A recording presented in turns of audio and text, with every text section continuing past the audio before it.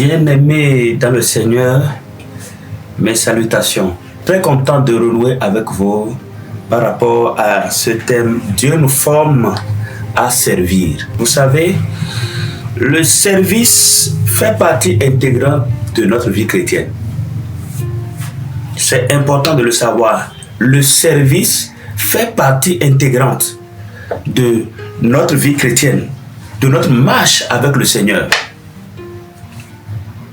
C'est si important que le Seigneur lui-même l'a dit. Il l'a dit dans Marc 10, 45, il dit que le Fils de l'homme est venu non pour être servi, mais pour servir et donner sa vie comme la rançon pour plusieurs. Notre maître, celui que nous suivons, voilà sa déclaration. Et tous ceux qui marchent sur les traces du Seigneur Jésus-Christ doivent comprendre cette vérité indéniable. C'est important pour nous de faire quoi? De servir. Ça fait partie de notre marche chrétienne. Et vous savez, ici, je voudrais bien sûr être clair, je parle du service selon le royaume. Le service selon le royaume.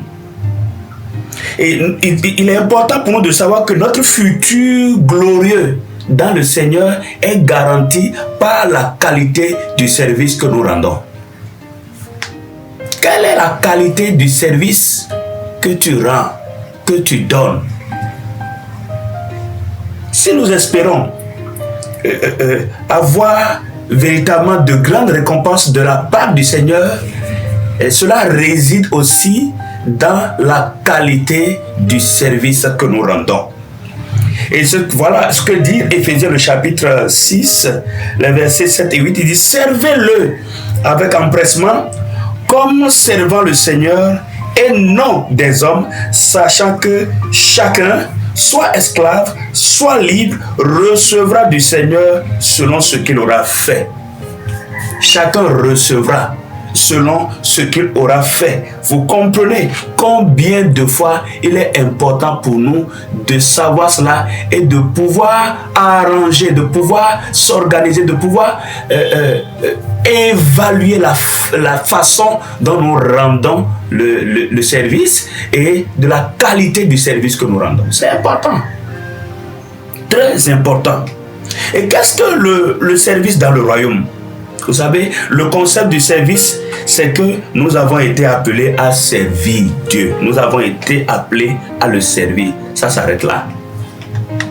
Nous avons été appelés à faire quoi? À le servir. Et regardons un peu ce que dit la parole de Dieu dans 2 Timothée, le chapitre 1 et le verset 9. Je parle de la version anglaise TLB qui dit « C'est lui qui nous a sauvés et choisis pour sa sainte œuvre, non pas parce que nous le méritons, mais parce que c'est son plan. C'est son plan. Il nous a sauvés pour que nous puissions servir en retour. Et c'est important que les enfants de Dieu que nous sommes, les croyants que nous sommes, puissions placer un sérieux autour du service que nous rendons.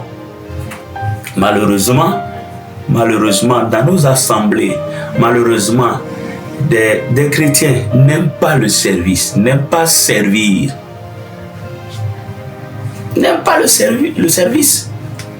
Et c'est déplorable. Beaucoup aspirent à la grandeur. Beaucoup veulent grandir. Beaucoup veulent atteindre une dimension supérieure. Mais comment est-ce possible sans le service? Comment est-ce possible? As-tu déjà servi quelqu'un une fois? Quel témoin le Seigneur rend-il du service que tu rends? Il y en a qui ne font rien du tout. Depuis leur conversion, ils ne peuvent pas mentionner quelque chose, un service sérieux qu'ils ont rendu dans le royaume. Ils ne peuvent pas mentionner des tâches accomplies avec joie, de façon bénévole. Ils ne peuvent pas le dire, Et c'est déplorable. C'est déplorable. En tant que membre du corps de Christ, chaque membre a le devoir d'accomplir une tâche spécifique et de façon fiable, de façon de la meilleure façon. Chers frères et sœurs, c'est important pour toi. Toi qui m'écoutes, toi qui m'entends, je voudrais te dire, c'est important pour toi de réfléchir à propos du service que tu rends. Est-ce un bon service? Est-ce un bon service? Dieu a payé le prix. Il a payé le prix pour nous. Et en retour, qu'est-ce que nous faisons? Le prix a été payé pour toi et pour moi. Que faisons-nous en retour afin de pouvoir honorer celui-là qui a payé le prix pour nous? Que faisons-nous en retour? Donc, il est important pour chacun d'entre nous de le savoir. Et vous savez, des années passées, les hommes et les femmes qui servent Dieu aiment qu'on les appelle serviteurs ou servantes. Mais aujourd'hui, on a comme l'impression que la tendance change parce que l'expression serviteur, on a tendance à croire que c'est une expression qui rabaisse, qui humilie. Je suis serviteur de Dieu. Je suis fier de l'être. Et je veux servir le Seigneur avec toute ma force. Sans réserve, je veux le servir. Je veux donner le meilleur de moi. Jésus-Christ n'avait pas le temps de se reposer. Il n'avait pas le temps. C'est lui notre modèle. C'est lui nous suivons. Comment a-t-il servi? Nous avons vu. Déjà à 12 ans, regardez combien de fois il dit à ses parents, ne savez-vous pas et qu'il est temps pour moi de faire quoi? De s'occuper des affaires de mon Père. Savons-nous réellement, est-ce qu'on le sait, que réellement l'œuvre de Dieu, c'est notre affaire, que c'est notre affaire qu'on doit s'occuper de l'œuvre? Il y a une vérité dont je suis convaincu il y a très longtemps. Je sais que mon héritage, c'est l'œuvre du Seigneur. C'est tout ce qui me reste. Mon héritage, c'est l'œuvre du Seigneur. Et je dois m'occuper de l'œuvre. Je dois me battre pour donner un service de qualité. Je dois me battre pour être au service des autres. Je ne veux pas être maître. Je ne veux dominer personne. Je ne veux sur personne. Je ne veux m'imposer à personne.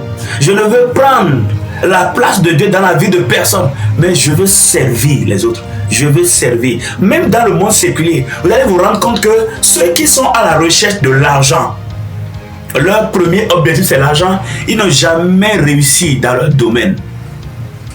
Tous ceux qui ont réussi sont ceux-là qui ont voulu servir, donner un service de qualité.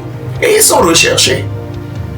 Maintenant, regardez notre Dieu, notre Père que nous servons, qui est un Dieu d'excellence. Pensez-vous que vous pouvez offrir n'importe quel service à Dieu pour qu'il les agrée? Je ne pense pas. Je ne pense pas. Alors, quand nous parlons du service dans le royaume, ce service embrasse trois grands volets.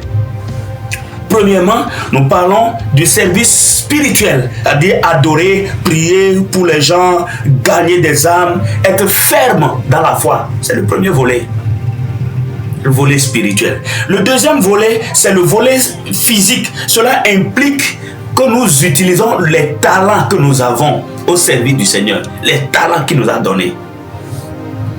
Utilises-tu tes talents au profit du royaume? Donc j'ai parlé du volet spirituel, du volet physique. Et le troisième volet, c'est le volet financier. Il s'agit ici d'utiliser les ressources financières que Dieu a mis à notre disposition pour promouvoir le royaume.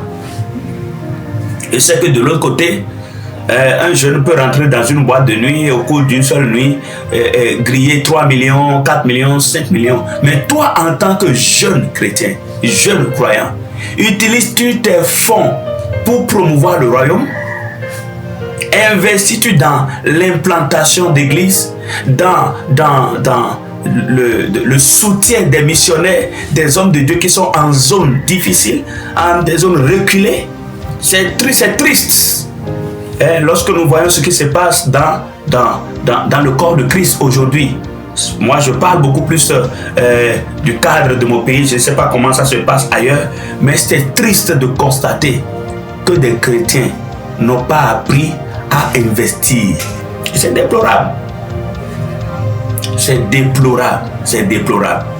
C'est déplorable. Prions pour les gens, c'est bon. Accompagnons les gens pour gagner les âmes, c'est bon. Maintenir notre foi ferme, c'est bon. C'est aussi bien de pouvoir mettre nos talents et nos finances au service du royaume. C'est important. Jésus-Christ est venu, non pour être servi, mais pour servir et donner sa vie comme la rançon pour plusieurs. Que penses-tu à présent du service selon le royaume? Que penses-tu lorsque tu sondes ta vie, lorsque tu observes ta façon de servir? Est-ce la meilleure façon? Dieu t'apprécie-t-il dans ce que tu fais? Est-il honoré, est-il dans la joie de te voir t'impliquer dans l'œuvre? Ou fais-tu partie de ceux-là qui pensent que l'œuvre de Dieu n'est pas leur affaire?